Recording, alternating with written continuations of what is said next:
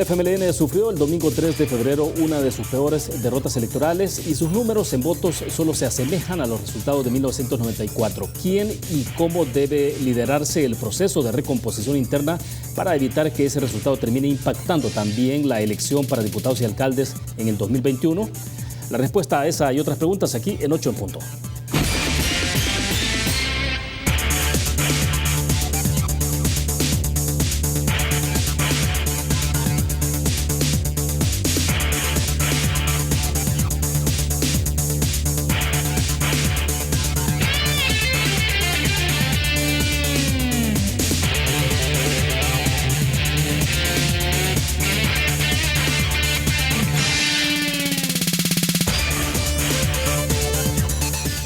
Buenas noches, bienvenidos a 8 en punto. Gracias por estar con nosotros al cierre de la semana. En este viernes hablaremos de la recomposición del único partido de izquierda en nuestro país tras ubicarse en la tercera posición luego de la elección presidencial. Ese y otros temas. Queremos agradecer esta noche que está con nosotros en nuestros estudios Hugo Martínez. Él es el ex candidato presidencial del FMLN. Hugo, bienvenido. Buenas noches. Un gusto. Muchas gracias, William. Buenas noches. Un gusto saludarte y saludar a los amigos y amigas que nos sintonizan. Bueno, excelente. Hugo, para comenzar entonces, prácticamente casi a 2 semanas de la elección presidencial, entonces a estas alturas, ¿cómo se está digiriendo, cómo se está interpretando el resultado? Uno pensaría que en la medida que pase el tiempo después de esa elección, pues se va viendo las cosas un poco más reposadas, ¿no? Entonces, sí. A estas alturas, cuando digo, bueno, no ha pasado mucho tiempo, pero ya 2 semanas. Bueno, hay un proceso de reflexión profunda que ha derivado en unas medidas iniciales, ¿verdad? Creo que una medida muy importante ha sido la decisión de adelantar las elecciones que estaban previstas para el próximo año y según el comunicado de la Comisión Política, las elecciones tendrán lugar el primer semestre de este año. Eso quiere decir que a más tardar en junio, pero muy probablemente entre el mes de mayo y junio se realicen esas elecciones internas. Las características de esas elecciones internas es que tendrán una redefinición de las estructuras del partido a todo nivel. O sea, no solo se va a elegir secretario general del partido, no solo se va a elegir comisión política, Consejo Nacional, sino también convención departamental, convención municipal, directivas departamentales, directivas municipales, es decir, la estructura del partido a todo nivel. Y eso pues replantea también la situación del FMLN. Un replanteamiento que es necesario precisamente después de los resultados electorales. Algunos hemos hablado que es imperativa una especie de refundación del FMLN, manteniéndonos fieles a los principios, a los valores históricos del partido, pero replanteando todos los esquemas de funcionamiento del FMLN. En términos del procedimiento, ¿quién debe conducir o liderar? Porque sería esta una fase de transición, ¿no? Siento que adelantaron todo, entonces, sí. ¿Quiénes deben de iniciar o estar vigilantes o impulsar ese proceso interno? Bueno, hay una estructura que ha llevado los procesos anteriores. En ese punto hay opiniones diferentes, ¿verdad? Hay militantes, hay personas que opinan que debería haber una especie de comisión de transición que apoye a las estructuras que ya existen para dar más fortaleza, más credibilidad al proceso. Hay otros que opinan que estas estructuras que ya existen deben de llevar a cabo el proceso. Lo cierto es que en junio, a más tardar en junio, el FMLN se va a estar inaugurando con nueva dirección a todo nivel. Ahora, me imagino que el desafío de todo esto es cómo evitar un procedimiento interno que les permita hacer esa reestructuración, pero que no sea un proceso viciado. Exactamente. O hasta qué punto, digamos, los militantes del FMLN y la población en general, desde luego, puedan ver un procedimiento que es transparente. Entonces, ese es un desafío. Sí, es un desafío y creo que debe de tomar como base, pero como base inferior, el proceso de las internas para definir el candidato a la presidencia. ¿A qué me refiero cuando digo como base inferior? Me refiero a que debe ser el estándar mínimo de transparencia que se debe llevar a cabo para las elecciones de dirección a todo nivel. Entonces, partiendo de que en el proceso de elección de candidato hubo debates, hubo una serie de procesos que transparentaron la decisión, eso debe ser el estándar mínimo para llevar a cabo el proceso que se avecina a nivel nacional con el FMLN. Ahora está claro que la actual cúpula del FMLN debe apartarse. Bueno, ellos mismos hicieron un anuncio que se apartaban, que no iban a buscar la reelección y que sugerían, eso es interesante ese término, porque hacen una sugerencia a un listado de miembros de la dirección que no se postulen para el próximo periodo de la dirección política del FMLN. Entonces, cuando se utiliza el término sugerencia, ¿qué? ¿Es un término demasiado laxo? Lo que sucede es que no hay una disposición estatutaria, como, fíjate qué interesante, porque en la Asamblea Legislativa hay una disposición, no sé si es reglamentaria o estatutaria, que dice que ningún militante del FMLN puede ser diputado por más de 3 periodos consecutivos. Pero en el caso de la dirección del partido no hay una disposición estatutaria. Entonces, como para darle una firmeza legal a esa decisión, se tendría que hacer una reforma al estatuto o una reforma a la reglamentación. Por eso es que entiendo yo que se utiliza el término sugerir, solicitar, pedir a los de la dirección histórica, sí, que ya no se postulen para el próximo periodo. Ahora, entonces, como consecuencia, se esperaría que de forma automática todos se aparten. Se esperaría como consecuencia que de forma automática todos atiendan el llamado. Sí. Pero eso no significa que haya una prohibición legal. Yo siento que hay que darle el carácter que le corresponde. Esa declaración es más de carácter político que de carácter jurídico. O sea, no tiene un asidero jurídico, pero sí tiene una fuerza política porque de alguna manera, William, interpreta lo que la militancia y los simpatizantes del FMLN han estado diciendo, que es importante que nuevas personas asuman la conducción del FMLN, ¿verdad? Entonces creo que con esa fuerza política es que se debe atender al llamado que ha hecho en este caso la dirección saliente del FMLN. Ahora, ¿quién debe asumir entonces la conducción del partido ya una vez que se haga todo el proceso interno y se elija? Pero ¿quiénes son los que están llamados a hacer ese proceso? Bueno, el proceso electoral, si sea con apoyo de una comisión de transición o no, le corresponde a la comisión electoral del partido. Esa es la primera etapa, desde luego. Sí, normalmente, pues igual que sucedió en el caso de las elecciones de candidato a diputado, pues los dos candidatos teníamos representantes en las diferentes fases del proceso. Ahora, ¿quién va a ser el que va a liderar el partido como secretario general del partido o secretaria general del partido? Eso es algo que va a definir la militancia. Pero hay criterios que se han lanzado y que la misma militancia ha estado planteando. Necesitamos un fuerte contingente de jóvenes, un fuerte contingente de mujeres, y me agrada mucho porque esos son criterios que yo enuncié para la conformación de un posible gabinete. Entonces hay que darle mucho espacio a los jóvenes, a las mujeres. También es importante que tenga un espacio la reserva moral histórica del FMLN, que son los veteranos y veteranas de guerra.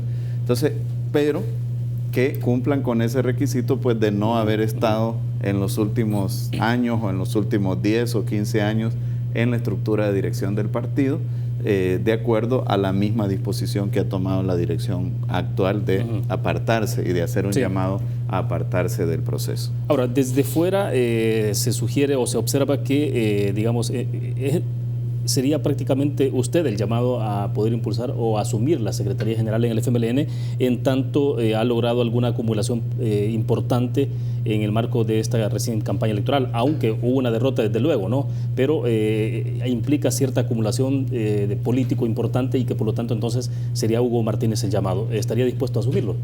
Bueno, lo cierto es que he recibido muchos llamados de la militancia, de miembros de las estructuras departamentales, municipales, incluso nacionales, haciéndome la exhortación que considere la posibilidad de postularme para la Secretaría General del partido. Esa es una decisión que no he tomado, es una decisión que debo pensarla muy a profundidad. ¿Pero por qué? Porque requiere una gran responsabilidad, requiere una total entrega, así como la total entrega que tuve en la campaña presidencial. O sea, no se puede andar a medias tintas, y yo para la campaña presidencial dejé todo. Dejé mis cargos, mis responsabilidades y me enfoqué totalmente en la campaña presidencial. Yo soy así siempre, me enfoco en una sola cosa. Por eso es que también retomo algo que no es ni siquiera propio, fue una resolución del Congreso del partido, de que no debe haber dualidad de cargos. Yo he dicho, por ejemplo, que los que quieran aspirar a la Secretaría General Municipal, Secretaría General Departamental y Secretaría General Nacional no deberían de postularse para otros cargos, como cargos en la Asamblea Legislativa, cargos en la Alcaldía Municipal, etcétera. Esa es mi opinión, pero es algo que también fue parte de las resoluciones del primer Congreso del FMLN. Entonces, por esa razón es algo que uno debe reflexionar mucho, porque yo francamente entregué todo, sacrifiqué todo y si bien es cierto, como lo dije en la campaña, tengo otras opciones, también es cierto que cuando la militancia me hace el llamado, etcétera, tengo que tomarlo en consideración. Y cuando dice que entregó todo, ¿no significa eso como una especie de reclamo? No, en absoluto. Yo disfruté la campaña, no estoy reclamando en absoluto, sino que lo estoy poniendo las cosas totalmente en perspectiva. Pero a lo que me refiero es a que también se puede seguir ayudando al partido, no necesariamente desde la posición de la Secretaría General. Lo que quiero dejar bien claro, sí, totalmente claro, es que yo no voy a dejar de ser militante del FMLN y yo no voy a dejar de contribuirle al FMLN. Y por eso, cualquiera que sea la decisión, estoy pensando en una proyección que me permita permanecer aquí en el país, aunque como sabes, por mi perfil he tenido también propuestas en el ámbito internacional, pero me estoy inclinando más a quedarme aquí en el país y tratar de contribuir, ya sea desde una posición de responsabilidad de dirección en el partido, pero también desde una posición como militante, ¿verdad? Pero que puedo contribuir también desde ahí. Pero vaya, lo que menos se pone en duda es que ver a Hugo Martínez retirado del FMLN o renunciando al FMLN. No, eso no se pone en duda. Pero aquí el tema es si Hugo Martínez está dispuesto a asumir ese reto, ¿no? Bueno, no he tomado una decisión aún y yo agradezco todas las muestras de apoyo que la militancia me está dando, todas las exhortaciones que me están haciendo, pero es una decisión que no he tomado aún y que tengo en mi cabeza ese razonamiento.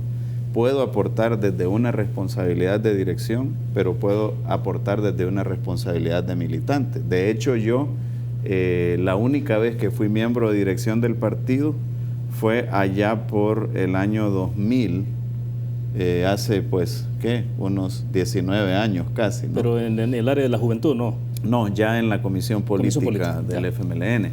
En la juventud, imagínate, fue en 1992, 94, después de la firma del acuerdo de paz. Y luego sí tuve algunas responsabilidades esporádicas como la jefatura de campaña, pero en la propia dirección pues tengo muchos años de no haber participado y siempre estuve contribuyendo con el partido, aunque no estuviera en un organismo de dirección. De acuerdo. Hacemos en este momento la primera pausa comercial.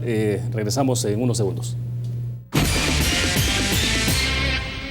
Banco Promérica cuenta con la garantía de rapidez en todas sus cajas, donde te atienden en 20 minutos o menos. Continuamos en 8 en punto.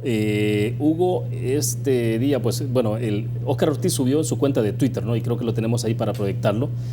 Una fotografía estrechando la mano con usted.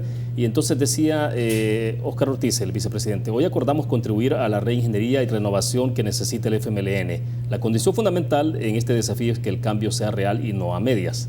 Entonces el hashtag decía manos a la obra, cambios de verdad. Este es un punto. Y el otro es que después vimos, inmediatamente después, Miguel Pereira, el alcalde de San Miguel, colocó unas caritas con unos emojis. No era sonrisa, sino que carcajadas. Y luego ahí un emoji ahí con una cara de viejito, digamos, un anciano. Entonces, bueno, ahí ya, dos lecturas. Una es entonces, Hugo, lo que pasó en el caso de lo que dice Óscar Ortiz de acordamos contribuir a la reingeniería y renovación que necesita el FMLN, y se estrechan la mano. Entonces, desde afuera, obviamente, cuando uno ve ese mensaje, se asume que hay un acuerdo.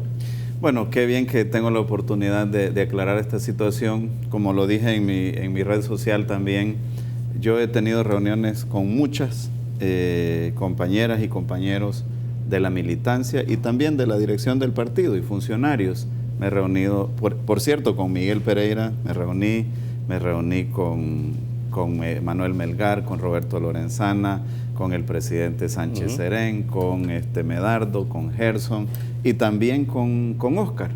Bueno, Óscar siempre tiene esa iniciativa de que, sobre todo ayer que era su cumpleaños, me dijo, Hugo, tomémonos una foto, etcétera.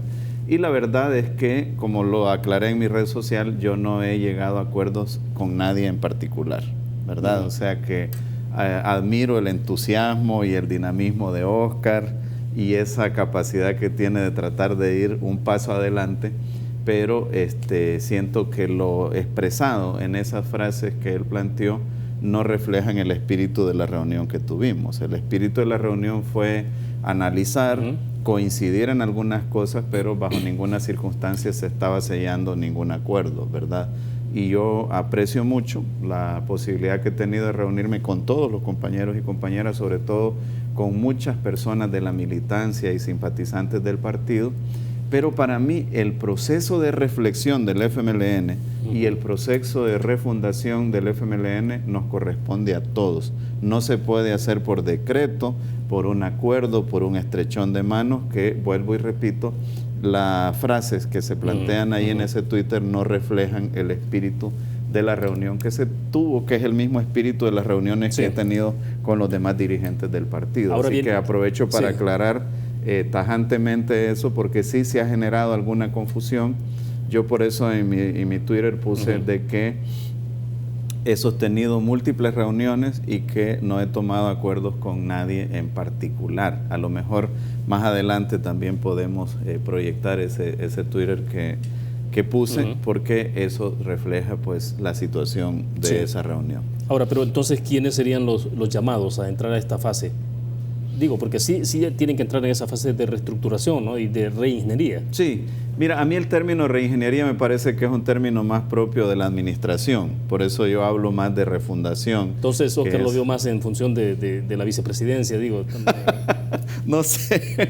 Pregunto, o sea. No lo sé, pero es, bueno, yo estudié administración de empresas aquí en la UCA y en otros lugares, y es un término más propio de la administración. Me gusta más el término refundación, es decir, teniendo las bases. Ahí creo que está Ese es el tweet que usted escribió entonces, inmediatamente después. Exactamente. ¿No? Por transparencia quiero informar a la militancia que en las últimas semanas he sostenido múltiples reuniones para analizar la situación del partido. Y ahí reiteraba entonces que no había tomado No he tomado acuerdos con nadie en particular al respecto, porque creo que en este proceso debemos participar todos y todas. Entonces, pues, como te digo, quizás parte del entusiasmo de Óscar, etcétera, pero lo que se planteó, pues, no refleja el espíritu de la discusión que tuvimos, y yo quiero ser muy transparente en esto. Como lo dije también en las internas, yo no era el candidato de un sector en particular del partido, no era el candidato ni de la dirigencia ni de un sector en particular del partido, y de esa misma manera me considero ahora. Yo no me considero que soy la pieza absolutamente de nadie más que de la militancia del partido. Yo siento que me debo a la militancia del partido, y es por la militancia del partido que al final yo voy a tomar una decisión, ya sea de aspirar a un cargo público o de seguir contribuyendo desde la llanura en la construcción del nuevo FMLN que tiene que surgir de este proceso de reflexión que se está llevando. Lo que sí quiero insistir y aclarar, que un nuevo FMLN, una refundación del FMLN, no tiene que ver nada con los valores y principios. Para mí los valores y principios se deben de conservar. La justicia social es el tronco común, es el tallo común de toda la militancia del FMLN. Algunos podamos tener más elaboraciones, otros menos elaboraciones, algunos podamos tener una posición más de izquierda y súper de izquierda, otros de izquierda en términos secos así, pero tenemos unos valores y principios comunes que se deben de mantener, porque siempre lo dije. Recuerdo que me invitaron a una conferencia de partidos políticos en República Dominicana. Ahí había partidos de todas las ideologías, y les decía, en el momento que un partido cambie sus valores y principios, deja de ser ese partido. ¿verdad? Y en el caso del FMLN es más crítico porque es la única fuerza de izquierda que existe en nuestro país. Y entonces ahora bien, cuando se habla de refundación del partido es porque se estuvo se está ante un proceso de desconexión con la gente. Eso nos señala, si uno lo lee a la luz del resultado. Eso nos señaló mucho la gente, pero también refundación significa que el frente debe estar en las redes sociales a la altura que el momento histórico lo demanda. Y no estuvimos a la altura que el momento histórico lo demanda. Te pongo un ejemplo. Nosotros teníamos 80,000 u 88,000, no recuerdo en este momento, pero pongamos 80,000 personas solo en lo que llamamos el ejército político electoral. Y si tan solo esas 80,000 personas, así como defendían el voto, hubieran tenido una red social, hubieran estado en Facebook, en Twitter, son personas de carne y hueso. No teníamos por qué inventarnos personas como se ha hecho en otros casos. Pero esa es la parte del método de cómo comunicar. El otro tema tiene que ver con el contenido, con lo que se propone. Sí, exactamente. Pero en ese tema de cómo comunicar ha tenido el FMLN una de las mayores falencias en este periodo. Y el FMLN, que se ha sabido reconvertir en otros momentos, se tiene que reconvertir en este momento también, ¿verdad? Y esa ha sido una falencia. La otra, tú la mencionabas, la insuficiente conexión con la población, ¿verdad? Y ese tipo de cosas son las que se tienen que replantear en una refundación del partido. Hugo, ¿y durante la campaña sintió el respaldo de todos los sectores, de los líderes, de los dirigentes del FMLN? Sí. Siempre se me cuestionó eso. Y pregunto esto porque se decía de que había algún dirigente en el FMLN que estaba prácticamente jugando a dos bandas, ¿no? Una era la posibilidad de estar respaldando a Nayib Bukele y la otra es con el FMLN o con los pies un poco divididos, digo. Yo no puedo estar en el fuero interno de nadie, pero en el terreno todo el mundo me apoyó. Todo el mundo me apoyó y siempre hubo una contradicción porque los analistas decían al principio, qué barbaridad, la dirección tiene secuestrada a Hugo, ahí están a la par de él, no lo dejan hacer ni un movimiento, etcétera. Cuando la dirección se apartó y ya no aparecían en las actividades, empezaron a decir, qué barbaridad, dejaron abandonado a Hugo, lo dejaron solo en la campaña, etcétera, etcétera. Entonces es difícil digamos, complacer o estar a tono con todas esas expectativas. Y yo creo que ninguno de los dos extremos era bueno, ¿verdad? Es cierto que en muchos casos escuchábamos a muchas personas que nos decían, mira, yo estoy insatisfecho, sea con la dirección local, con la dirección nacional, etcétera, pero en otros casos, pues, algunas personas tenían asidero con ciertos sectores. Entonces, creo yo que ese es un punto que se debe de revisar y que, por ejemplo, este proceso de elección no tiene por qué partir, ni el proceso de elección interna del FMLN, ni el proceso de elección nacional tiene por qué partir de que ahora yo voy a anular a todos los que no piensan igual que mí, ¿verdad? O que yo. Ya me perdí, como se dice. Entonces, ¿por qué? Porque en una democracia, sea una democracia al interior de un partido o una democracia al interior de una sociedad, hay la posibilidad de tener disensos, ¿verdad? Y no tiene por qué perseguirse a una persona que no esté de acuerdo con uno, que no esté de acuerdo con el presidente. Esa fue una de las razones por las que algunas de nosotros nos metimos a la lucha en este país, por la libertad de expresar lo que queríamos expresar, por la libertad de pensar diferente, y no puede ser ahora ni que en la sociedad salvadoreña se retroceda a los tiempos de antes o de durante la guerra. Y tampoco puede suceder en el FMLN. ¿Y por qué lo digo? Porque he escuchado voces cercanas al presidente electo que están con esos tambores de guerra, con esos amenazas de quererle dar muerte civil a todas aquellas personas que piensen diferente a ellos. Y eso no puede ocurrir en una democracia. ¿Lo está observando usted en el discurso? Lo he observado, sí, en las redes sociales, en algunas apariciones públicas, no del presidente, pues porque no ha aparecido prácticamente dando declaraciones, entrevistas, sino en algunas personas cercanas a él. Y por eso yo le hice una observación a él, que ya la campaña electoral pasó, que este es el momento de trabajar por la unidad nacional. Él va a ser el presidente de todos los salvadoreños y salvadoreñas, de los que votaron por él, de los que votaron por otros partidos y de los que no fueron a votar, que no es despreciable. La mitad de los electores de este país no fueron a votar, y eso se tiene que tomar en cuenta también en una lectura de la realidad nacional. Bien, debo hacer otra pausa comercial. Cuando regresemos hablemos un poco de cuál debe ser el papel, por ejemplo, de ahora sí, como partido de oposición, en el caso del FMLN, cómo debe comportarse en Asamblea Legislativa, decisiones que se pueden tomar a futuro. Vamos a la pausa. Es un gusto que siga con nosotros. A través del Facebook, Milton Canjura nos ha escrito. Él dice, pregúntele al señor Martínez si entiende y sabe el verdadero desencanto de la militancia o cree que un cambio de rostros es suficiente para reinventar al FMLN. No, por eso decía que es necesaria una refundación del partido. No es un simple cambio de rostros, no es un simple maquillaje del FMLN. Tiene que haber un replanteo a fondo del partido. Y eso queda reflejado en dos momentos críticos que nos ha tocado vivir en un año, en marzo del año pasado y febrero de este año. Entonces sí, yo estoy claro que tiene que haber una refundación y que en esa refundación debemos contribuir todos, los que estamos optimistas, los que estamos descontentos, los que estamos frustrados, los que estamos inconformes. Todos tenemos que poner sobre la mesa nuestros puntos de vista. Y de ahí tiene que surgir un replanteo del FMLN. Vuelvo y repito, no de sus valores y principios, sino de sus métodos y estilos de trabajo, de sus métodos de lucha, de cómo se plantean su organización, de cómo se diferencia estar en un cargo público, estar en un cargo de dirección del partido. Hay suficientes hombres y mujeres como para que una persona tenga un solo cargo y no estemos repitiendo tantos cargos en una sola persona, ¿verdad?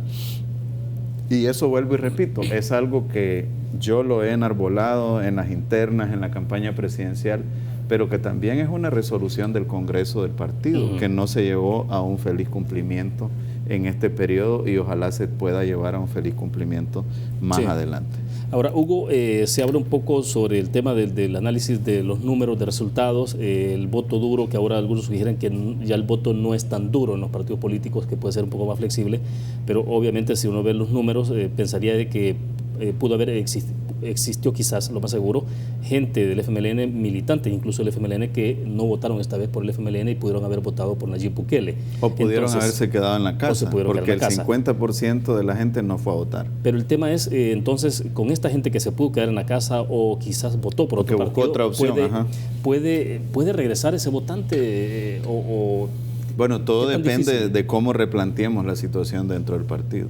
Todo depende de cómo el partido responda a las expectativas, no solo de un núcleo básico, sino de un núcleo ampliado como partido de izquierda. El FMLN tiene que responder a la expectativa, por ejemplo, de los intelectuales de izquierda. Tiene que responder a la expectativa de los campesinos y campesinas. Tiene que responder a la expectativa de las mujeres, de los jóvenes, de los veteranos, las veteranas. Y eso es el saber hacer política. Tratar de decir de que el FMLN solo debe responder a un sector determinado o a una generación determinada es no entender el saber hacer política. El saber hacer política es combinar esa serie de visiones sectoriales que tienen una intersección, que tienen un punto de coincidencia, que es el ser de izquierda o ser progresista en este país y que tiene a su base estar por la justicia social en este país. Entonces, ese para mí es el cemento, es lo que une a todos estos militantes de izquierda o progresistas en El Salvador. Roberto Lorenzana, el secretario de Comunicaciones, en declaraciones a los medios de comunicación decía esta semana, él reconocía de que, por ejemplo, de como algunos de los factores o las variables que incidieron y que tuvieron un impacto negativo para el FMLN, uno de esos, por ejemplo, el caso de Mauricio Funes. Ahora bien, entonces, usted decía, el partido no estuvo necesariamente a la altura de ciertas circunstancias. Sí. Y si se analiza variable por variable, uno llegará a la conclusión, digamos, Roberto Lorenzán lo decía, el tema de la corrupción, concretamente el caso Mauricio Funes. Ahora en la Asamblea Legislativa hay una discusión, no hay una iniciativa como tal, pero ya se abrió la discusión en torno a si se instala o no unas CICIES. Y eventualmente el único partido que ha expresado opinión contraria a unas CICIES es el FMLN. ¿Qué está pasando ahí? Bueno, primero yo respeto a la opinión de Roberto, es un hombre con muchas luces, analiza muy bien cada situación y tiene su punto, pues, y yo lo ampliaría, que es más que un caso en particular, también el posicionamiento como bloque que el FMLN debió tener y debe tener en contra de la corrupción, ser intolerantes con la corrupción, venga de donde venga. Ahora, hay herramientas para luchar contra la corrupción y nosotros siempre hemos dicho que es importante que las instituciones nacionales funcionen, que pueden tener un apoyo internacional, sí, pero que no deben ser sustituidas por las instituciones internacionales, porque eso en lo que deriva es en una atrofia de las instituciones nacionales. Yo lo pongo bien sencillo. Cuando a uno, al hijo de uno le dejan una tarea en la escuela, uno tiene dos opciones: para irse a acostar temprano, resolvérsela y que la presente mañana. Eso no le ayuda a él. La otra opción es orientarlo para que haga su tarea. Entonces lo mismo pasa con las instituciones nacionales y con la comunidad internacional. Si estamos hablando de una CICIES que va a ser un apoyo a las instituciones nacionales, que les va a brindar asesoría, que les va a ayudar a conseguir recursos, que les va a dar ese saber hacer, como dicen, es un apoyo importante. ¿Y pero si estamos hablando a la fracción legislativa del FMLN? Es que yo no creo que la fracción legislativa esté en una oposición. Yo he oído, por ejemplo, que si es algo para venir a darle más fuerza a las instituciones nacionales, todos estamos de acuerdo. El tema es que no se sustituye a las instituciones nacionales. ¿Cuánto ha costado, por ejemplo, llegar a la independencia de órganos en este país? Y si de repente queremos venir a sustituir a la Corte Suprema de Justicia, a la Fiscalía General de la República, nos vamos a topar con un atraso en el crecimiento institucional. Pero si de lo que se trata es de apoyar a estas instituciones, por ejemplo, hay gente especializada en detectar los caminos que sigue el dinero por el lavado de dinero. Esa gente puede venir a ayudar y es bienvenida, pero quien tiene que diligenciar el caso es el fiscal general de la República. Bueno, y que también el fiscal ya tiene la estructura, que por cierto la Sala de lo Constitucional ratificó la constitucionalidad de la unidad de investigación financiera de la Fiscalía, ¿no? Claro, y también tienen la unidad de escuchas telefónicas, que son herramientas y que han servido para incriminar a algunas personas vinculadas a casos de corrupción, etcétera. ¿Tú sabes cuántos casos ha judicializado con éxito la CICIG en Guatemala? Ya con condenas. Por lo menos aquí ya tenemos un expresidente que está condenado, que es confeso, etcétera. Hay otro que se está persiguiendo. Y la CICIG tiene 10 años en Guatemala. Y está abierta la discusión actualmente en términos de decir, bueno, porque la CICIG igual es un instrumento temporal, se suponía. Sí. Pero tienen 10 años ya y ahora de lo que se habla es hasta qué punto, o sea, ¿cuándo se va a fortalecer la institucionalidad propia de Guatemala? Exacto. Esa es una cosa. Y la otra cosa, ¿quién le ha preguntado a los países donantes si están dispuestos a poner otro paquete de recursos para tener una institucionalidad que sustituya a la nuestra? Entonces, cuando la discusión no se debe colocar en los términos de si sí es o no si sí es, la discusión se debe enfocar cuál es el tipo de ayuda que necesitan las instituciones nacionales. Y si para eso se va a llamar si sí es o si cae o si lo que sea, ¿verdad? Pero si la característica es que va a venir a apoyar la institucionalidad nacional, eso es bienvenido. Lo único que no se puede hacer es sustituir a las instituciones nacionales, porque eso es truncar la posibilidad de desarrollo de las instituciones nacionales, ¿verdad? Bien, vamos a hacer la última pausa comercial. Cuando regresemos hablemos un poquito más sobre cómo debe entonces ser el papel de los diputados, de los 23 diputados del FMLN ahí en la Asamblea Legislativa, y también un poco cómo está observando usted, hay una línea bastante clara ya de comportamiento del presidente electo que tiene que ver sobre política exterior. Vamos a una pausa, volvemos. Bien, Hugo, hasta 2021, desde luego, el FMLN conserva sus 23 diputados, tiene un potencial importante ahí en la Asamblea Legislativa, o sea, y vendrán, me imagino, discusiones fuertes. El presidente electo ha dicho, ¿no? Ha reiterado que habrá muchas propuestas que estará enviando a la Asamblea Legislativa y algunos ya incluso sugerían ahí de que bueno, si el pueblo había hablado y había dado un respaldo importante del 53% de la votación a Nayib Bukele, pues entonces la Asamblea Legislativa simplemente tenía que hacerlo, si no, pues iban a pagar la factura o van a pagar la factura en 2021. Sí. Pero ¿cuál debe ser entonces el papel de oposición del FMLN ahí en Asamblea Legislativa? Bueno, lo primero que hay que decir es que no es con amenazas que se garantiza la gobernabilidad de un país, ¿verdad? Es construyendo consensos, construyendo diálogos transparentemente. Y eso es lo que esperaría de este diálogo entre Ejecutivo y Legislativo, que sea transparente, que no se amenace a los diputados, que no haya acuerdos por debajo de la mesa, sino que sea un diálogo transparente, lo digo con todo respeto. Y en segundo lugar, yo no soy quien, yo soy un militante en este momento, no tengo ningún cargo para decirle a nuestros diputados qué es lo que tienen que hacer y qué es lo que no tienen que hacer. Pero para mí hay dos cosas fundamentales que las debe de tomar tanto el gobierno electo como los diputados. El gobierno electo tiene que comprender que fue a votar la mitad de los salvadoreños y salvadoreñas que tenían posibilidad de votar, y que de esa mitad que fue a votar, el gobierno electo salió electo con el 53%. ¿Qué significa eso en términos porcentuales de toda la población votante en el país? Significa un 26, 27%. Esa es la gente que en términos absolutos respalda al gobierno electo. Entonces, el gobierno electo tiene que entender eso y tiene que hacer un diálogo con los otros sectores, con los que fueron a votar y con los que no fueron a votar.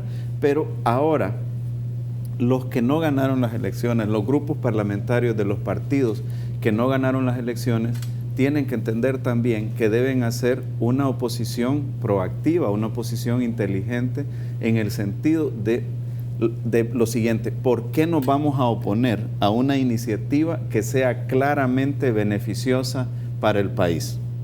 O sea, yo no concebiría, por ejemplo, no creo que sea el caso, pero supongamos que llega una propuesta de una exhortación para que se apruebe una ley general de aguas prohibiendo la privatización del agua. ¿Por qué no la va a apoyar el FMLN? Si ha sido una bandera fundamental del FMLN. Pero también el FMLN tiene que saber diferenciar y decir, bueno, si viene una propuesta, una exhortación de una ley general de aguas que privatice el agua, el FMLN tiene que oponerse, porque esa ha sido la petición que le ha hecho la población. Entonces no se puede hablar de que nos vamos a oponer a todo o que vamos a aprobar a todo. Otra vez, igual que en el caso de las CICIES, pues solo se ha dicho CICIES. Bueno, veamos de qué se trata. Entonces veamos de qué se tratan esas iniciativas de ley que van a ir a la Asamblea Legislativa. Y todo aquello que sea de consenso de la población, todo aquello que venga a beneficiar a la población, pues hay que apoyarlo. Por ejemplo, se ha dicho que se van a aumentar los recursos para salud, hay que apoyarlo. Si se van a aumentar los recursos para educación, hay que apoyarlo, ¿verdad? Entonces, no podemos estar hablando de quienes están a favor o en contra en todo lo que suceda en la Asamblea Legislativa o en todo lo que llegue del Ejecutivo. Hay que saber diferenciar y hay que hacer un trabajo de oposición en función del país, en función de lo que necesitan las mayorías del país. Es como si a uno de nosotros se nos llama a dar una opinión, se nos llama a hacer un planteamiento por parte del presidente electo. Debe haber la disposición a hacerlo, ¿verdad? Porque al final del día de lo que se trata es de aportar para un mejor país. A mí me enseñó alguien, el doctor Fabio Castillo, hace mucho tiempo. Me dijo, cuando el presidente de un país lo llama a uno para algo legítimo, para algo que es en función de las mayorías del país, uno debe estar dispuesto a atender el llamado. O sea, por lo tanto, no habría ningún problema en esas circunstancias que el FMLN puede dar a sus votos, iniciativas que puedan mandar el presidente. Si son iniciativas que son buenas para el país, ¿por qué oponerse? ¿Verdad? Ya. Y en el tema de política exterior, Hugo, porque usted fue ministro de Relaciones Exteriores y ahora Nayib Bukele está hablando de transformar las relaciones con Estados Unidos, y ahí, bueno, declaraciones hemos visto ahí de comunicación que hubo de John Bolton, el asesor de seguridad de Donald Trump, en comunicación que tuvo con el presidente electo, hablando de los temas, ¿no? De cómo El Salvador entonces apoya el restablecimiento de la democracia en Venezuela, y también dice cómo contener la actitud depredadora de República Popular China. Bueno, en primer lugar, lo que hay que decir que un llamado de felicitación de un funcionario de la Casa Blanca no es extraño en este país. Yo, si mal no recuerdo, al presidente Sánchez Serén creo que le llamó el vicepresidente Biden o alguien de ese nivel de la Casa Blanca. Entonces no estamos hablando de algo que sea diferente con los otros gobiernos electos. ¿Por qué? Porque Estados Unidos tiene en alta estima la relación con El Salvador. Y yo como canciller, ex canciller de El Salvador y previamente a ser canciller, siempre he tenido en alta estima la relación con los Estados Unidos. Y la relación con Estados Unidos no solo es la relación con la Casa Blanca, es la relación con los otros estamentos de la Unión Americana, incluidas las gobernaciones, que son otra figura allá en Estados Unidos, que son electos, etcétera, etcétera. Entonces es una relación compleja. Como he dicho siempre, toda relación es susceptible de mejoras y en ese sentido pues puedo entender esa aspiración que se tiene de mejorar la relación. Pero lo que se debe comprender también es que el mundo ahora es multipolar y que cada país, su apuesta debe ser, manteniendo sus socios estratégicos, como es el caso de Estados Unidos, diversificar las relaciones. Por eso yo acuñé el término de una política exterior abierta al mundo y sin ataduras ideológicas, y fuimos a fortalecer las relaciones con los países nórdicos, abrimos embajada en Australia, abrimos embajada en Rusia, recuperamos cooperantes como Luxemburgo, que ya se habían retirado del país, y hicimos cifras récord de cooperación de 1.400 millones de dólares en menos de un quinquenio, en un cuatrienio. O sea, el estándar en algunos ámbitos de las relaciones exteriores ha quedado bastante respetable. Ahora, y uno lo que esperaría es que ese estándar sea superado en positivo, ¿no? Pero ¿qué tan transparente fue el proceso de apertura de relaciones diplomáticas con República Popular China? Pregunto esto porque, bueno, ya hay consecuencias que se están viendo a la luz de procesos que se ven que fueron oscuros. El tema, por ejemplo, de la suspensión del Tratado de Libre Comercio, donde los azucareros se verán afectados y que puede tener repercusiones sobre alrededor de 30 millones de dólares. Ese es un proceso en el que yo ya no pude participar, y cuando se me preguntó en la campaña dije algo que lo voy a repetir ahora. Yo lo hubiera hecho de otra manera. Yo lo hubiera hecho de otra manera. Yo respeto a quienes llevaron la negociación, que por cierto creo que no fue ni siquiera directamente la Cancillería salvadoreña. Pero creo, no estoy seguro, eso tendrá que decirlo las autoridades actuales. Pero a lo que me refiero es que en mi estilo de trabajo yo lo habría hecho de otra manera. Por ejemplo, yo siempre tuve una política de no sorpresas con mis interlocutores. Entonces siempre mis interlocutores sabían si algo que tenía relación con ellos que yo iba a hacer ya antes de que se diera por los medios de comunicación, ¿verdad? Y eso generaba mucha confianza. Entonces, pues si hay que transparentar algo, hay que hacerlo. Yo no veo ningún problema. Ahora estamos en un mundo cada vez más intercomunicado y donde cada vez estamos más obligados a la transparencia. Y creo de que todo se tiene que hacer por el bien del país y por los intereses del país y en consecuencia los salvadoreños y salvadoreñas. Bueno, se nos ha agotado el tiempo, Hugo. A ver si en la próxima entonces lo presentamos como secretario general del FMLN. Bueno, ya veremos qué dice Dios, qué dice la militancia del partido, pero antes de eso también la reflexión que estoy teniendo para tomar una decisión. Francamente, William, y no quiero que se me malinterprete, yo respeto mucho los llamados que me ha hecho la militancia, pero también quiero decir clara y llanamente que el aporte uno lo puede dar desde diferentes trincheras y puede ser desde una posición de dirección o puede ser desde una posición de militancia. Lo que siempre les puedo asegurar a la militancia del partido es que siempre voy a estar ahí para apoyar al FMLN. Bueno, excelente. Gracias, Hugo, por compartir con nosotros. Bueno, con mucho gusto. Muy amable. Bien, gracias a ustedes que nos acompañaron. Esperamos que descansen el fin de semana. Nos encontraremos el próximo lunes, 8 en punto. Buenas noches.